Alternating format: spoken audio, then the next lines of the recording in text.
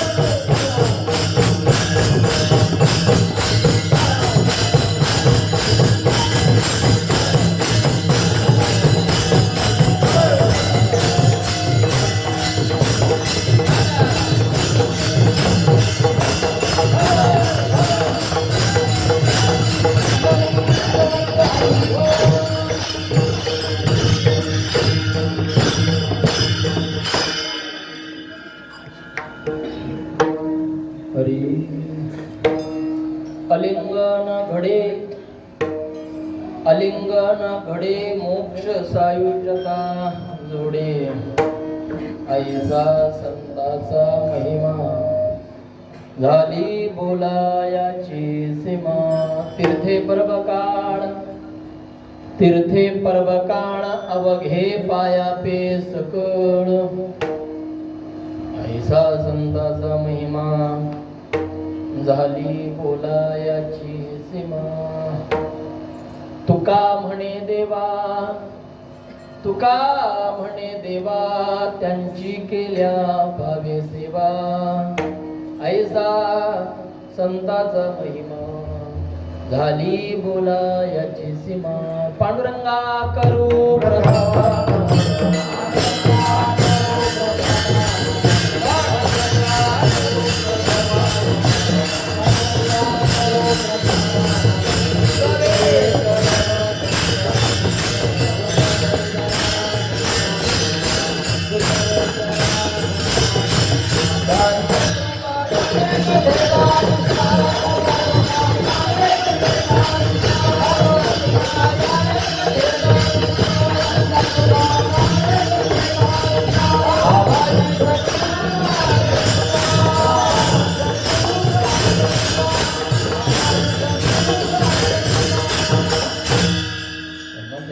सरोजम सान्द्रनीलाम्बुदाभं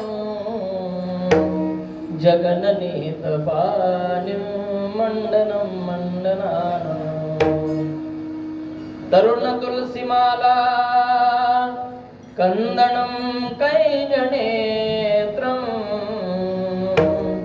सधयधवलहासं विठ्ठलं चिन्तयामि लागोनिया पाया विनवितो तुम्हारा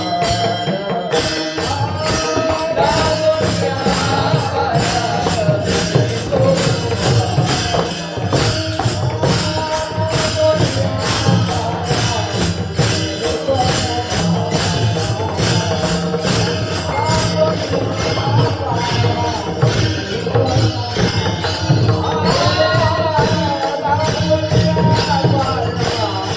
विनवितो तुम्हारा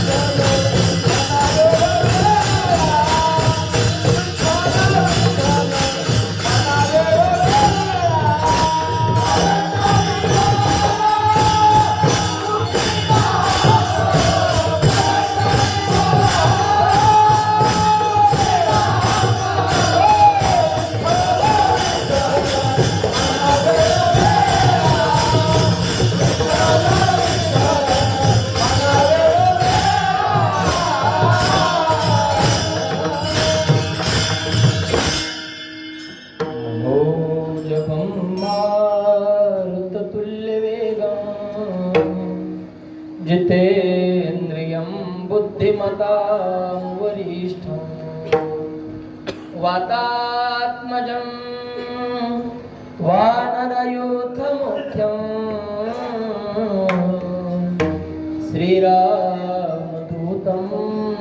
शरणं प्रपद्ये शरण शरण हनुमान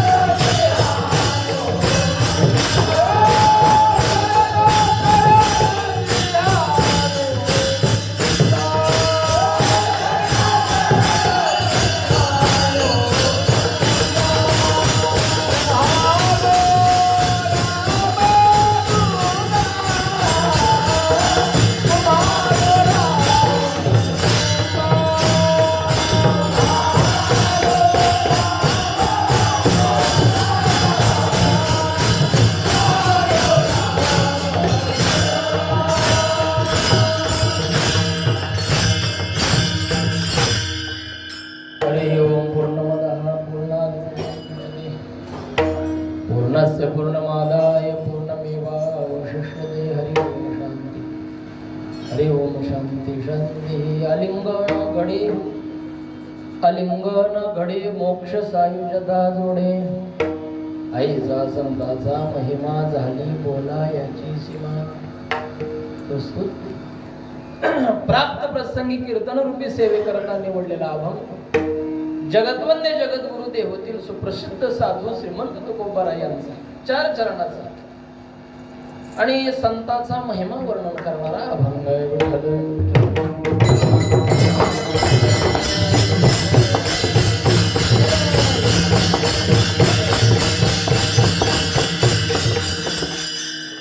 या अभंगामध्ये जगद्गुरु तुकोबाराय संताचा महिमा प्रकट करतात. आज या ठिकाणी वैकुंठवासी गुरुवर्य रामकृष्ण भाऊ येडशीकरांच्या भगवान भाऊच्या या प्रेमास्तव जमलेली सर्व परिसरातील सर्व मंडळी त्यांच्या स्मरणाच्या निमित्तानं सुरू असलेला हा मासिक नित्यनैमित्तिक कार्यक्रम आणि त्या योगानं अन्नदान ज्ञानदान आणि सर्व समाज या ठिकाणी एकत्रित व्हावा याच्या करता हा आखलेला कार्यक्रम.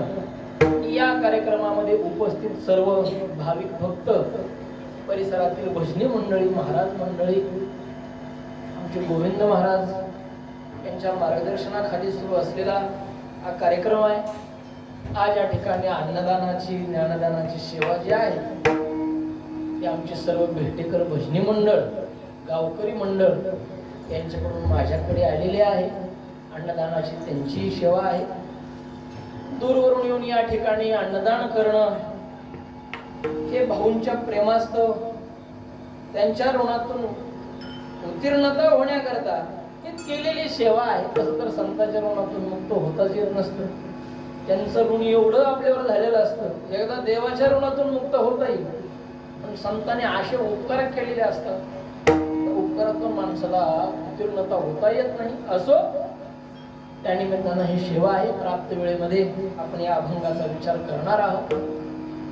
या अभंगामध्ये जगद्गुरु तुकोबारायांनी संतांचा महिमा प्रकट केलेला आहे. विठ्ठल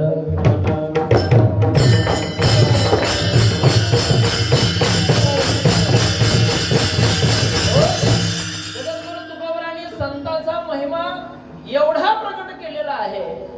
त्यांचे अनेक अभंग आहेत. प्रत्येक अभंगामध्ये त्यांनी वेगवेगळ्या पद्धतीने संतांचा महिमा सांगितलेला आहे. काही ठिकाणी संतांचं नाव घेऊन महिमा सांगतात, काही ठिकाणी संतांचं नाव न घेता महिमा सांगतात. परंतु कोणत्या का योगानं होईना संतांचा महिमा प्रकट केलेला आहे. बर संतांचा महिमा प्रकट करत असताना वेगवेगळ्या पद्धतीने संतांचा महिमा प्रकट केलेला आहे. तसं पाहायला गेलं, जसं देवाचं शरीर आहे तसंच संताचं देखील शरीर आहे. देवाच्या प्रत्येक शरीराचा जर विचार करायला गेलो, त्याच्या प्रत्येक शरीराचं वेगवेगळं फळ आहे, त्यांच्या अवयवाचं वेगवेगळं फळ आहे. तसं संताच्या शरीराच्या बाबतीमध्ये सुद्धा आहे.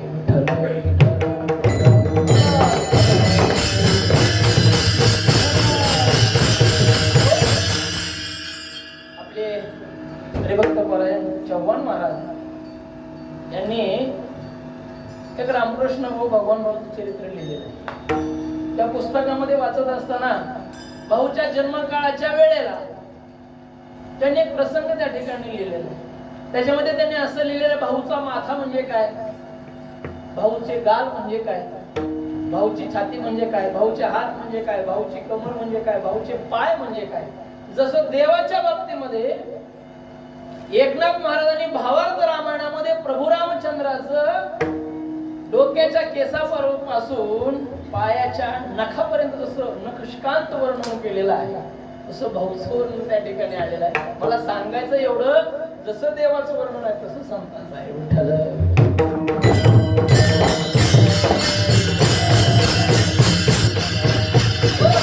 पहिली गोष्ट अशी आहे, संतांचा महिमा आहे, वर्णन करण्यासारखं आहे का नाही? मला तुकोबरायचीच भाषा आहे. संतांचा महिमा तो बहुदूर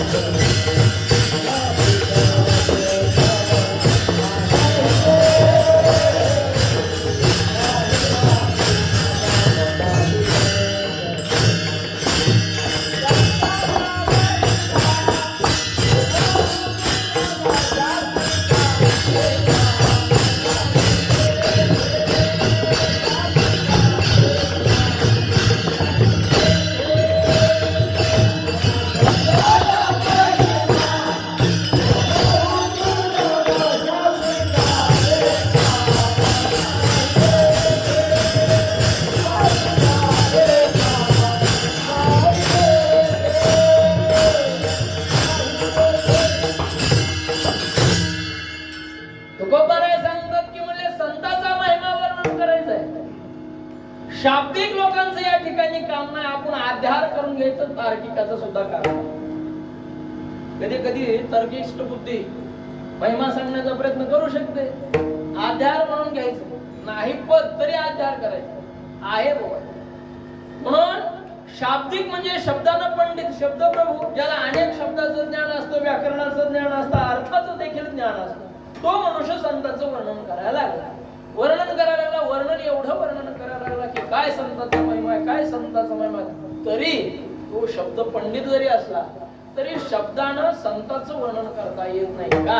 संतांचं वर्णन शब्दामध्ये का वर्णन करता येत नाही? कारण शब्द हा लौकिक वस्तूचं वर्णन करू शकतो, अलौकिक वस्तूचं शब्द वर्णन करू शकत नाही. शब्दाला देखील मर्यादा आहेत ना, शब्दाला मर्यादा आहे. म्हणून तर तुकोबराय म्हणतात, झाली बोलायाची सीमा, म्हणजे शब्द सुद्धा तिथपर्यंत जाऊ शकत नाही, एवढा मोठा संतांचा महिमा. म्हणून संतांचा महिमा तुम्ही म्हणतो काय महाराजांचं वर्णन करावं, आम्हाला शब्दामध्ये सांगता येत नाही, म्हणून तर मोठेपण आहे. विठ्ठल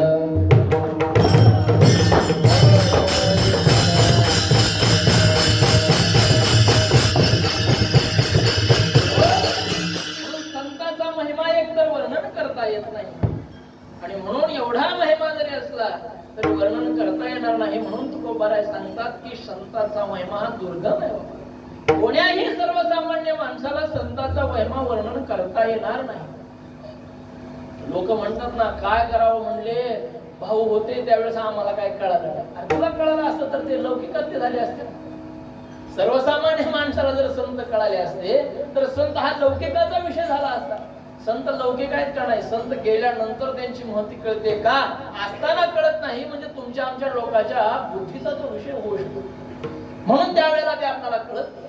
म्हणून याच्याकरता संतांचा महिमा दुर्गम असं वर्णन केलेला असो. संतांचा महिमा तुकोबरा दुर्गम सांगतात, तसं संतांचा महिमा देखील तुकोबराने वर्णन केलेला आहे. तुकोबराने संतांच्या प्रत्येक अंगाचं वर्णन केलेलं आहे. प्रत्येक गोष्टीचं वेगवेगळ्या पद्धतीनं फळ सांगितलेलं आहे. पहा, संतांच्या जी नेत्र आहेत म्हणजे डोळे आहेत, त्या संतांच्या डोळ्याचं फळ वेगळं आहे. संतांच्या जे तोंड आहे त्या तोंडाचं म्हणजेच वचनाचं फळ वेगळं आहे.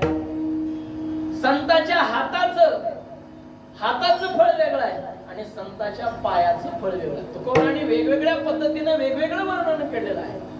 संतांचं साक्षात दर्शन झालं, काय होतं? अनंत जन्मीचा शिन गेला. संतांचं दर्शन झालं की काय होतंय? अनंत जन्मीचा शिन गेला.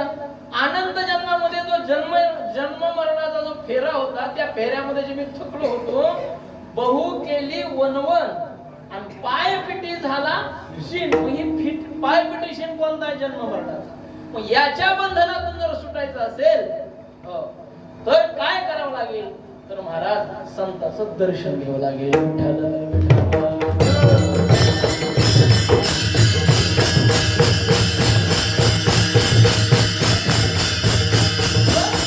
म्हणजे संतांच्या दर्शनाचा परिणाम. संतांची भेट झाली काय होतो? धन्य काळ संत भेटी, पायी मिठी पडली तू, संदेहाच्या सुटल्या गाठी झालो मोठी. हे संतांच्या भेटीचं फळ. संतांनी नुसतं डोळ्यानं बघितल्याबरोबर, कृपा दृष्टीने हाळली, नुसतं डोळ्यानं बघितल्याबरोबर डोळ्याचं वेगळं फळ आहे. हाताचं फेळ, नुसतं डोक्यावर हात ठेवल्याबरोबर तुकोबरायला सगळ्या गोष्टीचं ज्ञान झालं. तुकोबराय आपल्या गुरुचा साक्षात्कार झाल्याच्या नंतर डोक्यावर हात ठेवला म्हणजे सांगतात ना, त्यावेळेस अवस्था काय झाली त्या हाताचं फळ आहे. चरणाचं वेगळं फळ आहे महाराज. संतांच्या चरणाचं दर्शन झालं, त्याचा परिणाम वेगळा आहे.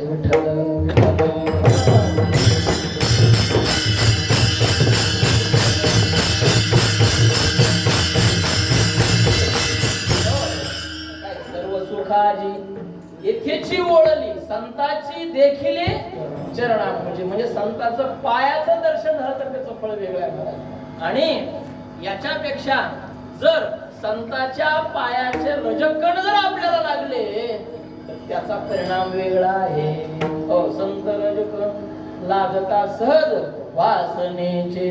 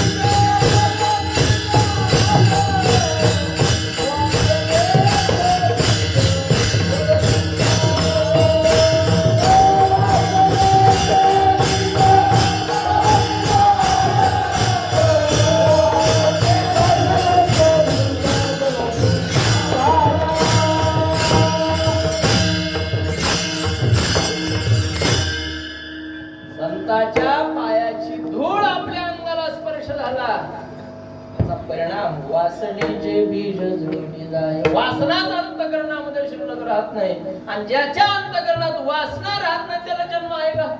जन्मच नाही ना. ज्याच्या अंतःकरणात वासना आहे तो जन्म घेणे लागे वासनेच्या.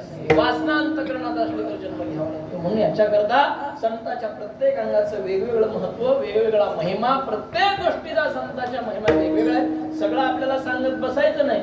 आपल्याला या अभंगामध्ये संतांच्या आलिंगनाचा महिमा सांगितला. काय आहे संतांचा आलिंगनाचा महिमा? त्या अभंगाच्या प्रथम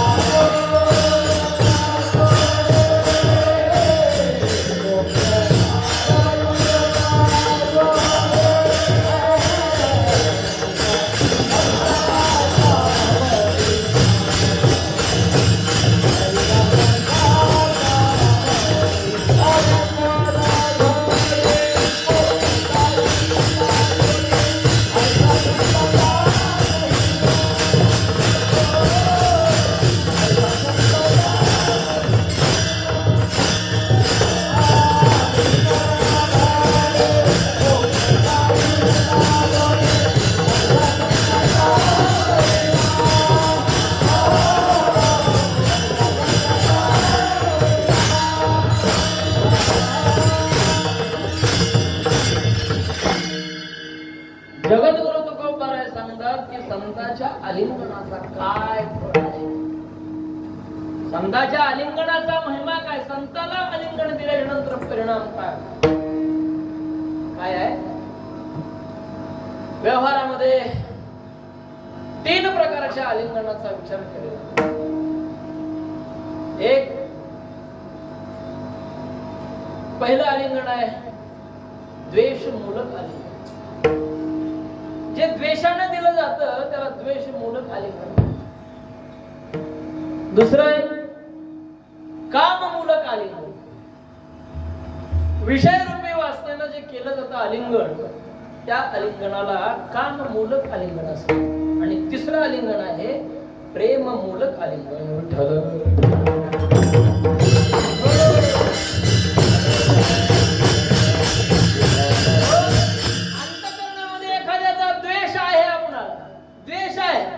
पण नाईलाज आहे, त्या संग भेट घ्यावी लागते, आलिंगन द्यावं लागतं. त्या आलिंगनाचं नाव आहे द्वेषमूलक आलिंगन. द्वेषाने दिलं आलिंगन दिलं जातं, पण द्वेष अंतःकरणामध्ये असतो. दुसरी गोष्ट आहे काममूलक आलिंगन. या शब्दाचा अर्थ असा आहे एखाद्या पत्नीनं आपल्या पतीला दिलेलं आलिंगन जे आहे ते काममूलक आलिंगन. त्या आलिंगनामध्ये विषय रूपी वासना. एक पत्नी आहे, मुलालाही आलिंगन देते आणि तीच पत्नी आपल्या पतीलाही आलिंगन देते. मुलाला आलिंगन देत असतानाचा भाव वेगळा आहे, पतीला आलिंगन देत असतानाचा भाव वेगळा आहे. म्हणून द्वेषमूलक किंवा काममूलक जे आलिंगन आहे हे दोन्ही आलिंगन संताकडे नाही. संताकडे का द्वेष आहे का कोणाचा? संत कोणाचा द्वेष करतात का? आणि जे द्वेष करतात त्याला संत म्हणावं का? नाही. एक गोष्ट लक्षात ठेवा, आपल्याला इतिहास सांगून जातो. छत्रपती शिवाजी महाराजांनी अफजल खानाची भेट घ्यायचं ठरवलं. अफजल खान आणि शिवाजी महाराज या दोघांची भेट ठरली, जागा ठरली. पन्हाळगडाच्या पायथ्यावर प्रतापगड भेट घ्यायची ठरली. भेटीसाठी गेले. आता भेटीसाठी शिवाजी महाराज गेले. महाराज भेटीसाठी निघालेले आहेत, पण भेटीसाठी जात असताना सर्व तयारी निशी निघाली. अंगामध्ये चिलखत घातलेला आहे, शस्त्र घेतलेला आहे, वाघ नख्यासोबत घेतलेला आहे, गेले. आलिंगन करण्याकरता गेले. आलिंगन करण्याकरता गेल्याच्या नंतर अफजल खान म्हणजे काय साधारण व्यक्ती नव्हता. पोलादी पहार वाकवणारा. आता तशा पहारी सुद्धा बघायला मिळत नाही. पहिल्या ज्या पहारी होत्या पोलादाच्या, आता पोलादाच्या आहेत का? पोलादाच्या नाहीत. आता पोलाद आता राहिलंच नाही, लोखंड आहे सगळं. पोलादी पहार वाकवणारा एवढा मोठा ताकदबाज, 6-6.5 फूट उंचीचा एवढा मोठा तो गेला. छत्रपती शिवाजी महाराज गेल्याबरोबर महाराजाला आलिंगन देण्याकरता अशा मोठ्यानं हात पुढे केले. आओ शिवा म्हणाला. भेट देण्याकरता शिवाजी महाराजांनी कडकडून भेट देण्याकरता गेले. त्यानंही महाराजाला कडकडून भेट दिली. पण या भेटीमध्ये आलिंगन होतं का नव्हतं? होतं, पण कोणतं? द्वेषमूलक. त्यानं ठरवलं होतं असं दाबूनच मारून टाकणार, म्हणून मारण्याकरता दिलं गेलेलं आलिंगन जे आहे त्याला म्हणायचं द्वेषमूलक आलिंगन.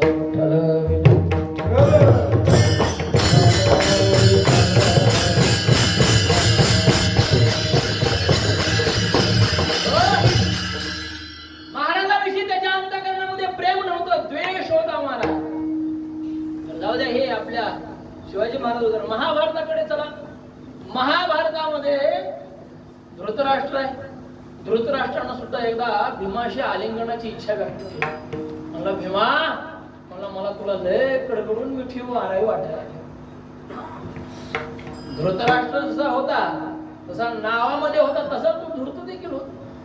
धूर्त नव्हता अशातला भाग नाही, पण धृतराष्ट्राला आपल्या मुलाविषयी लय प्रेम. कारण माऊलींनी पहिल्याच ओळीमध्ये पुत्र स्नेहे मोहितू असा शब्द त्याच्याकडे टाकला. त्याच्यामुळं आपल्या एखाद्या मुलाविषयी जर स्नेह असेल, प्रेम असेल, तर त्या प्रेमाच्या पोटी मनुष्य काही कुणालाही मारायला तयार होत असतो. आता याला माहित नव्हतं का या धृतराष्ट्राला? दुर्योधन चांगला नाही, आपलं पोरग चांगलं नाही, माहित नव्हतं का? होतं माहिती. पण माहिती असताना सुद्धा त्याच्यावरल्या प्रेमापोटी धृतराष्ट्र असा दुष्ट बनलेला होता. धर्मक्षेत्री कुरुक्षेत्री समवेतायुत्सवा मामका पांडवाश्चैव किम पूर्वत संजय.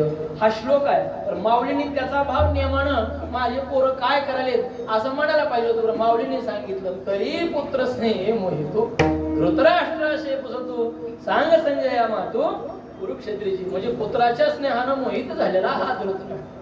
आणि मग महाराज युद्ध झालं. भीमाला भेट द्यायची, आलिंगन द्यायचं. आणि आलिंगन देण्याकरता भीमाच्या ठिकाणी इच्छा व्यक्त केली. भगवान श्रीकृष्णाला भीमानं सध्या म्हणले दादा देवा म्हणजे आमचे काका आलिंगन द्यायचं म्हणतात.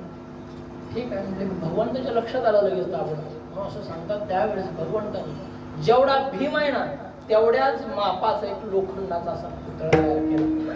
मोठा पुतळा भीमा एवढा, जेवढा भीम तेवढा.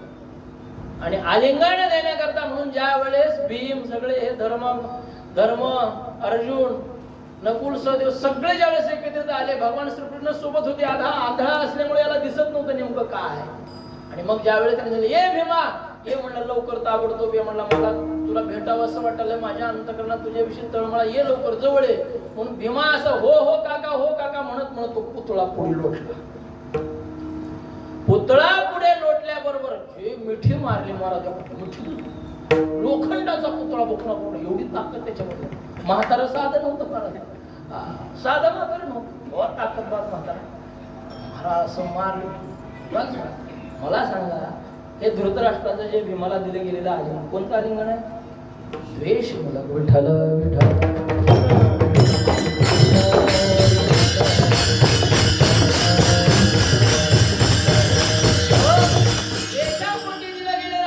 आता विचार करा या अभंगामध्ये ज्या आलिंगनाचा विचार केलेला त्या ठिकाणी द्वेष आहे का? द्वेष कुठेच नाही. या जगताचा जर संतांनी द्वेष केला तर एका मिनिटात राग रांगोळ झाले. साधूचा शाप साधा नाही महाराज. ज्या लोकांना साधूचा शाप लागलेला आहे त्यांची काय अवस्था आहे आज पहा. म्हणून साधूचा शाप कधी लागू नये. म्हणून तर याच्या करता जर तुकोबरांनी संतांची संगत नको म्हणून सांगितलेलं. चांगले नाही बाबा हे का. संगतीमध्ये एखाद्या वेळेस आपल्याकडून अवमान घडण्याची शक्यता असते. महिमा असतो पण प्रेमापोटी. म्हणजे कृष्णाला सुद्धा अर्जुनानं म्हणलं नव्हतं का देवा मला तुझा महिमा माहित होता म्हणून मी कृष्णा म्हणून हा करेन कृष्णा हे म्हणायचं अर्जुनानं. अरे तरीवर भाषा बोलायची. ज्या वेळेस त्याला विश्वरूप दाखवलं ना त्यावेळेस अजानता महिमानंत वेदम. हे देवा तुझं महिमान मला कळलं म्हणून विश्वास. तसं संतांच्या संगतीमध्ये गेल्यानंतर महिमा माहित नसतो. काय महाराज आपलेच आहेत म्हणून एका दिवस लात लागते पाय लागते हा अपमान आहे संतांचा. हे ज्यावेळेस होईल ना त्यावेळेस निश्चितपणे आपल्याला त्रास. म्हणून संत कोणाचा द्वेष करत नाहीत महाराज. आणि मी तुम्हाला मगाच सांगितलं जे द्वेष करतात ते संत कोटीत बसत नाहीत. विठ्ठल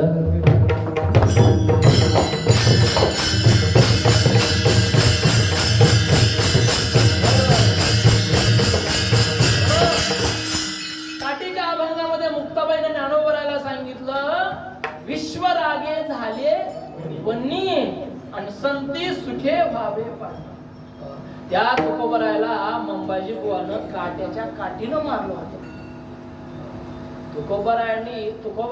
तुकोबराय अवतार कोटीतील संत आहे आणि अवतार कोटीतील संतांचं जीवन वेगळं असतं. पण तरी सुद्धा सर्वसामान्य जीवासारखं जीवन जगून या जगाचा उद्धार करणारे जगद्गुरु तुकोबा.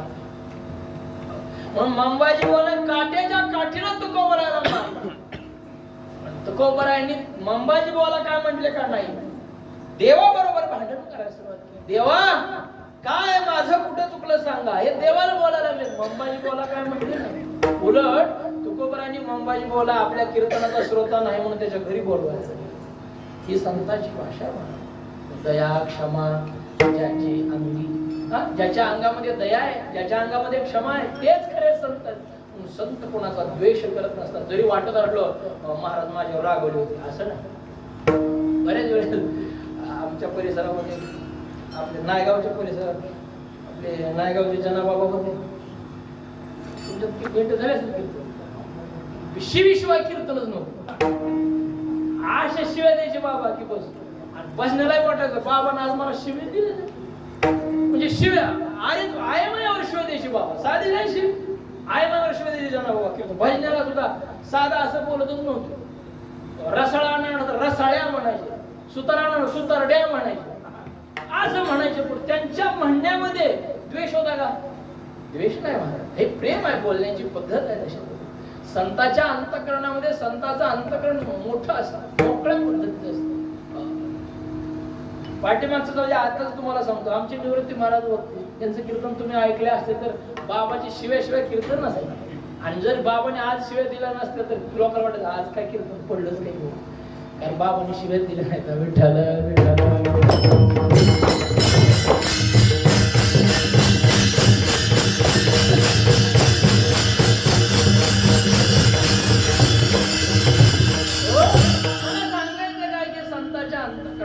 कधी कोणाविषयी द्वेष नसतो अंतःकरण पवित्र झालेलं असतं आणि त्या पवित्र अंतःकरणामध्ये एखाद्या माणसाविषयी द्वेष निर्माण होण्याचा प्रश्नच कुठे मग ते द्वेष मूलक आलिंगन दुसरं आलिंगन आहे काम मूलक आलिंगन काम मूलक आलिंगनामध्ये परिणाम असा विषय रूपी वासना अंतःकरणामध्ये असते आणि त्या वासनेला दिलं गेलेलं जे आलिंगन असतं ना ते काम मूलक आलिंगन असतं परंतु संतांच्या अंतःकरणामध्ये कोणत्या प्रकारची विषय वासनाच नाही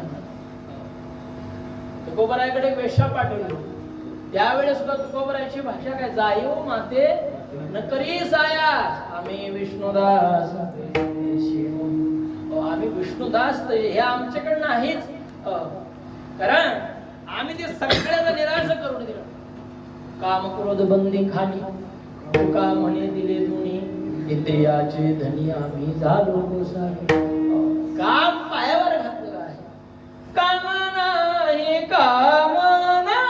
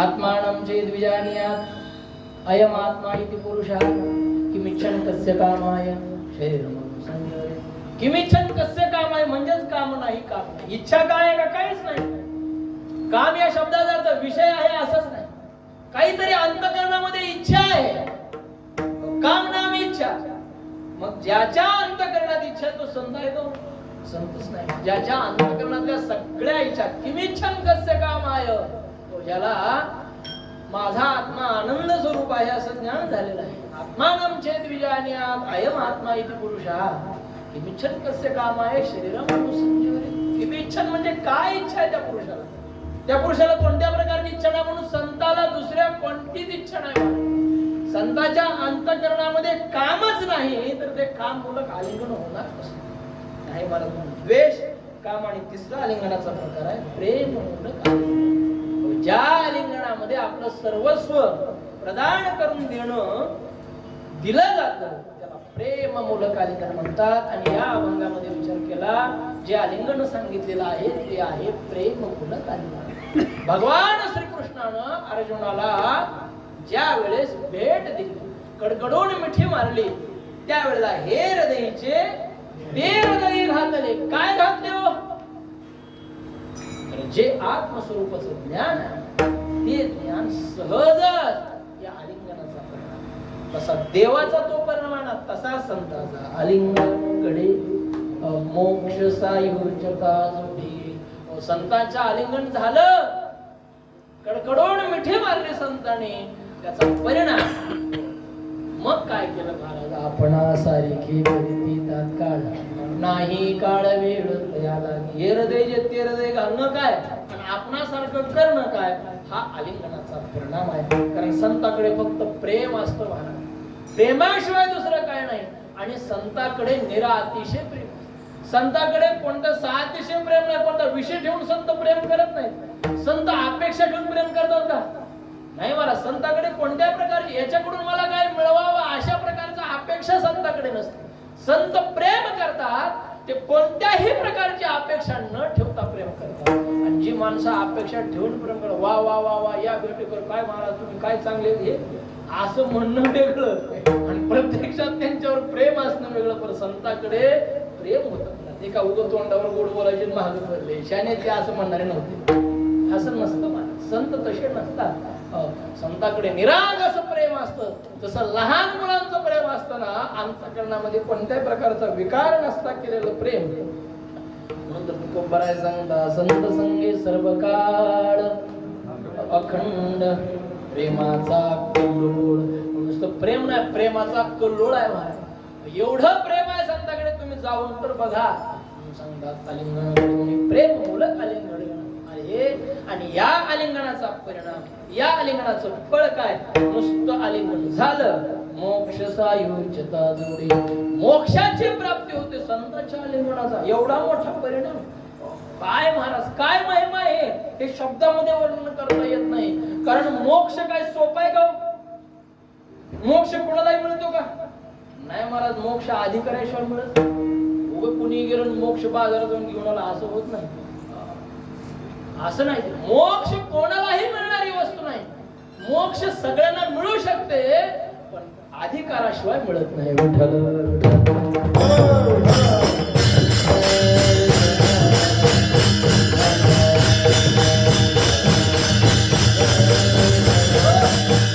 मोक्ष प्राप्त करायचं असेल, मोक्षाची व्याख्या काय? मोक्ष कशाला म्हणतात?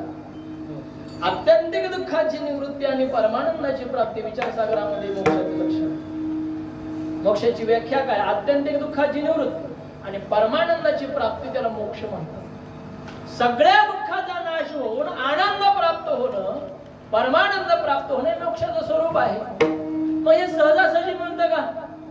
सगळ्या दुःखाची निवृत्ती सहज होते का? दुःख निवृत्त व्हावं ही सर्वांची इच्छा आहे, पण सर्वांचं दुःख निवृत्त होतं का महाराज? होत नाही. ब्रह्मसूत्रामध्ये पहिलं सूत्र आलेलं आहे, अथा तो ब्रह्म जिज्ञासा. अथ आता हा ब्रह्म जिज्ञासा. तिथला अथ म्हणजे नंतर, अथ हा म्हणजे म्हणून. ब्रह्म जिज्ञासा, ब्रह्म जिज्ञासा करावी. पण अथ म्हणजे नंतर, म्हणजे कशाच्या नंतर? ब्रह्म जिज्ञासा करायचे कशाच्या नंतर? नंतर या शब्दाचा अर्थ आहे साधन चतुष्टय संपन्नतेच्या नंतर. साधन चतुष्टय संपन्न असला पाहिजे. त्याच्याकडे विवेक, वैराग्य, क्षमाधी षट आणि मोक्ष जर असेल तर त्यानं ब्रह्म जिज्ञासा करावी. ब्रह्म जिज्ञासा करणं म्हणजेच मोक्षाची जिज्ञासा. विठ्ठल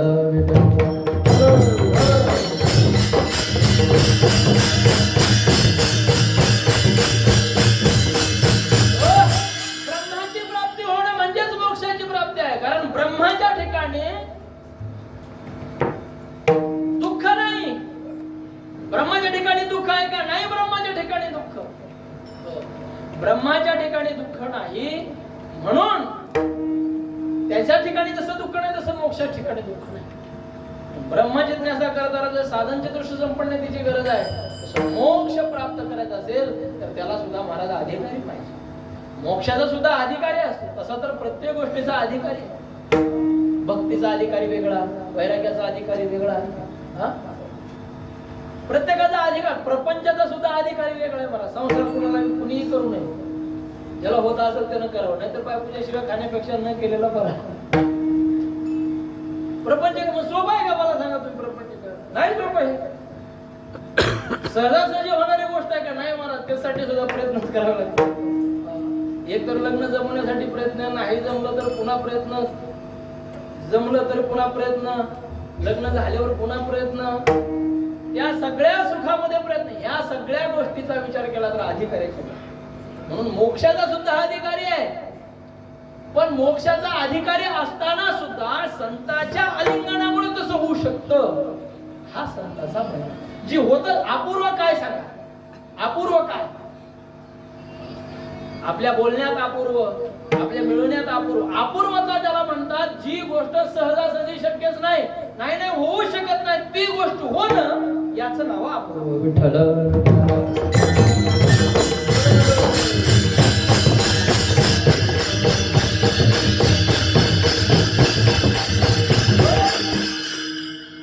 कोणतेही क्रिया न करता, अहो ते वेदांत शास्त्र विचाराच्या अधिकाराचे लक्षण विवेक विचार सागरामध्ये आले.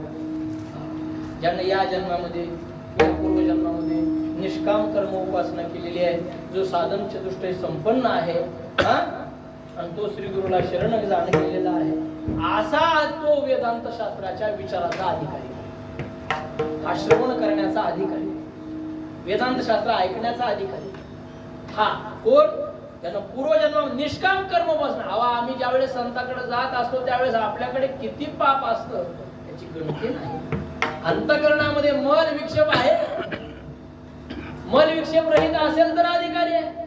पण अंतःकरणामध्ये मल म्हणजे पापाची वासना, विक्षेप म्हणजे चित्ताची चंचल, सगळंच आपल्याकडे आहे. आणि एवढं सगळं असताना आपण संतांकडे, परंतु जे त्याच्याकडे पाप आहे ना, खूप बरं आहे सांगता, झाली पापाचा पातुकी दैन्य गेले, पाप गेलं ताप, पापण ताप गेले की मग अंतःकरण पवित्रच होते. आणि हे कशामुळे जाते? संतांच्या आलिंगनातून. संतांच्या आलिंगनानं एवढं प्राप्त, सगळ्या अंतःकरणातील दोष निघून जातात आणि मनुष्य असा पवित्र होत असतो. कशाचा परिणाम आहे? हा संतांचा. म्हणून हाच संतांचा महिमा आहे. आणि तो सांगता येत नाही, अभंगाचं दुसरं जन्म. ऐसा संतांचा महिमा,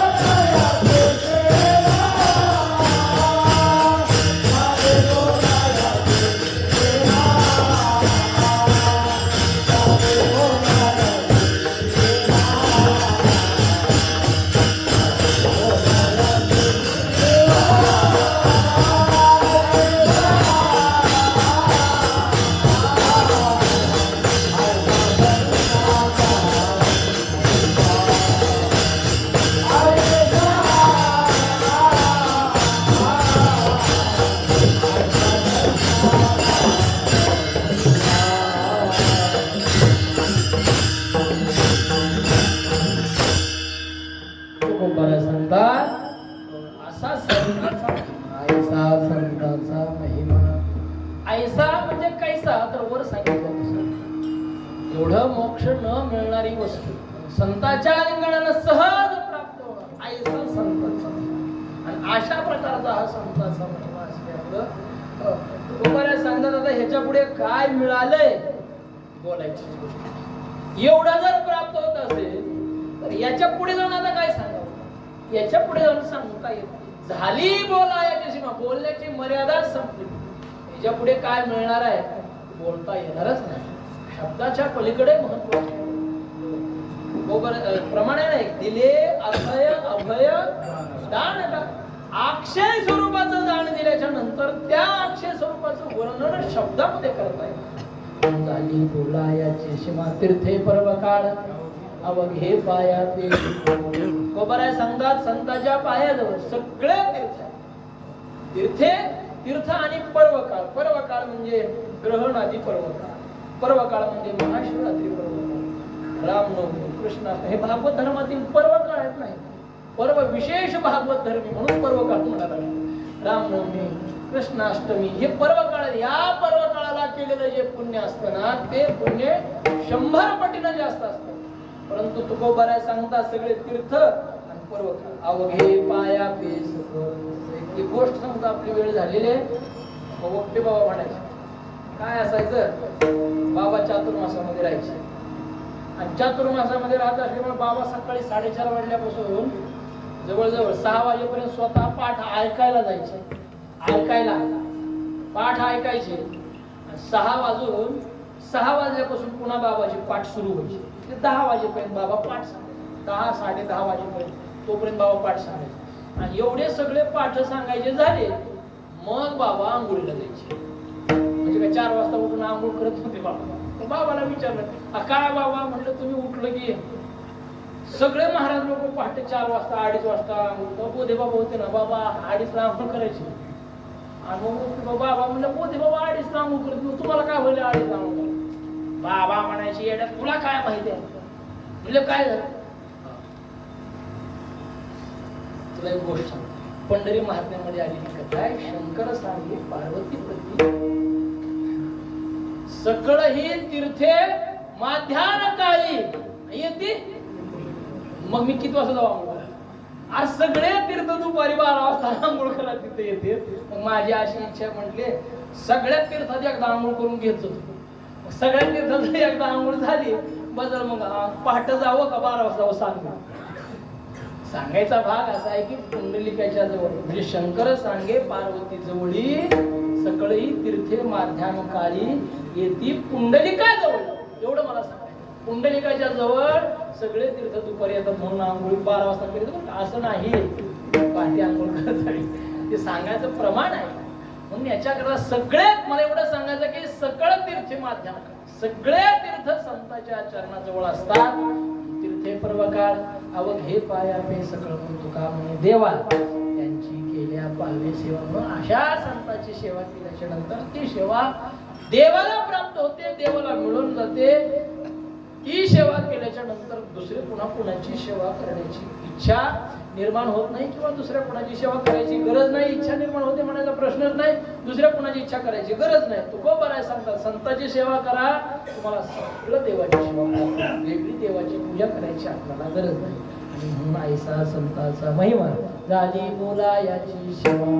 असो या ठिकाणी या रामकृष्ण भाऊच्या पदस्पर्शाने भगवान भाऊच्या पदस्पर्शाने पुनीत झालेली ही भूमी आहे. या ठिकाणी पुनश्च एकदा सेवा करण्याचा योग आहे. मला वाटतं गेल्या वर्षी भेटेकराची पद्धत आमची सेवा होती. त्याच्यानंतर दुसऱ्यांदा या ठिकाणी अनेक साधक मंडळी होऊन परमेश्वर महाराजांनी खूप मोठे साधक मंडळी होऊन गेलेले. आणखी या ठिकाणी ही साधना करण्याची भूमी आहे. भाऊच्या जीवनचरित्र मी चरित्र वाचलेलं आहे. काय सुंदर चरित्र आहे भाऊचं. भगवान भाऊचे तसंच अतिशय साधनानिष्ठ माणसं आणि साधनेवर आपल्या तत्पर. दुसरी गोष्ट अभ्यास करणारी माणसं. रामकृष्ण भाऊच्या अभ्यास काय होता असं पाहिलं तर त्यांच्या बरेच 1-2 मी कीर्तनाच्या लिहिलेल्या वह्या पाहिल्या की काय पद्धत होती अभंगाची. आता हे काळाच्या ओघामध्ये लुप्त होत चाललेलं आहे. कीर्तन कसं करावं, कीर्तन कुणी करावं, कशा पद्धतीनं करावं हे सुद्धा लोकांना सांगितलं तर राग यायला. लय रागी लोक उगाच सांगायचं काम करतो बंदीखानी म्हणून ही सांगण्यापुरतं आहे. नाहीतर आज मला तर असं वाटतं अहो प्रापंचिक लोकांना राग येतो, एवढे राग वाहिन्याला येतो. पण जाऊ द्या, राग आला तर प्रापंचिक लोक एकदा विसरून जातात ना, भजनी विसरत. का बरं विसरत नाहीत मला माहित नाही. मी नवीन नाव संप्रदाय, मला काय माहिती, आता मी नवीनच आहे, मला काय परमार्थाचा तेवढा अनुभव नाही. 10 वर्षाचा काळ आहे, एवढ्या काळात मला काय कळालं, मला काय कळत नाही. पण राग एवढा जणू काही की बांधायला बांधायचं आहे का, त्याची पूर्वी ह्याला दिलेली आहे का, काय माहिती नाही. कोंडवा त्याच्या मातीला सुद्धा जाणार ना अशी म्हणणारे बहीण, त्याला म्हणत ना आमची कुठे सांगत तुम्ही म्हणता मला असं नाही. असो खूप मोठा साधना काळ होता, त्यांच्या साधनेचा परिणाम एवढा. यावेळेस त्यांच्या शरीरावर रामकृष्ण हरी नाव उठत असेल तर काय मोठा अधिकार आहे. म्हणून अशा अधिकार संपन्न महात्म्याच्या तुम्ही प्रत्यक्ष त्यांना पाहिलेली सर्व मंडळी आहात. असो त्यांच्या चरणी सेवा या ठिकाणी समाप्त करतो. सर्व भेटेकराचे पुनश्च एकदा आभार, सर्व भजनी मंडळ या सर्वांचे एकदा आभार मानतो. या ठिकाणी थांबतो.